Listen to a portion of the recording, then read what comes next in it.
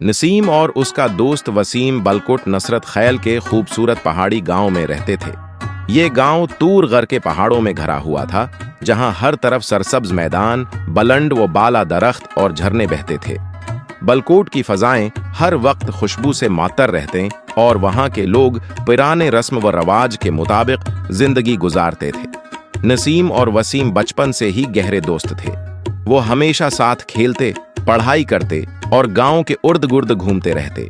गांव में मौजूद हर मस्जिद के साथ एक हुजरे होता था, जहां बुजुर्ग लोग बैठकर फैसले करते और नौजवान उनकी बातें सुनकर सीखते। नसीम और वसीम को भी हजरों में बैठकर किस्से कहानियां सुनने का बड़ा शौक था। बुजुर्ग जब पुराने जमाने के बहादुरों के किस्से सुनाते तो दोनों दोस्तों की आंखें चमक उठती। एक दिन नसीम और वसीम ने फैसला किया कि वो गांव से थोड़ा दूर वाक़े तहसील जदबा अबासीन के किनारे जाएंगे, जहां लोग अक्सर मछली पकड़ने और कश्ती की सीर के लिए जाते थे। दोनों सुबह सवीरे घर से निकले और बुलकोट से जदबा की एक जीप में सवार होकर आबासीन की तरफ रवाना हो गए। रास्ते में वो खूबसूरत पहाड़ों, झरनों और खीतों से गुजरते हुए लुत्फ अंदोज होते रहे। जब वो आबासन के करीब पहुंचे तो उन्होंने देखा कि वहां कई कश्तियां पानी में तैर रही थीं और कुछ लोग मछलियां पकड़ रहे थे। वसीम ने खुश होकर कहा, नसीम, हम भी मछली पकड़ते हैं और फिर उसे भून कर खाते हैं। नसीम ने फौरन हामी भर ली और दोनों ने एक मछीरे से जाल धार लेकर मछली पकड़ने का आगाज कर दिया। चंद घंटों की मेहनत के बाद उन्होंने कई बड़ी बड़ी मछलियां पकड़ लीं। वो दोनों बहुत खुश थे। फिर उन्होंने लकड़ियां जमा की, आग जलाई और मछलियों को भून कर खाया।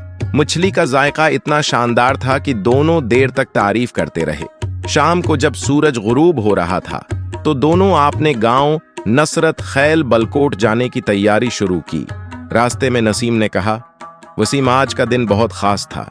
हमने न सिर्फ मछली पकड़ने का तजर्बा किया बल्कि खूब मजा भी किया। वसीम मुस्कुराते हुए बोला, हाँ नसीम, मुझे यकीन है कि हम ऐसे मजीद यादगार दिन गुजारेंगे। जब वो गांव पहुंचे तो उनके चेहरे खुशी से दमक रहे थे। गांव के लोग जब उनकी बातें सुनते तो बहुत मुतासिर होते और उनके जज्बे को सराहते। हजरों में बैठे बुजुर्ग भी उनकी हिम्मत की तारीफ करते और उन्हें दुआ देते। नसीम और वसीम का ये दोस्ती का सफर हर दिन कुछ नया सिखाता था। गांव नसरत खैल बलकोट की खूबसूरती, बुजुर्गों की दुआएं और अपनी सकाफत से मोहब्बत उन दोनों को जिंदगी में आगे बढ़ने का हौसला देती रही। यूं नसीम और वसीम की ये कहानी सिर्फ दो दोस्तों की दोस्ती का किस्सा नहीं, बल्कि नसरत खैल बलकोट जैसे खूबसूरत गांव की सकाफत, मोहब्बत और कुदरती हुस्न का एक खूबसूरत मंजर पेश करती है।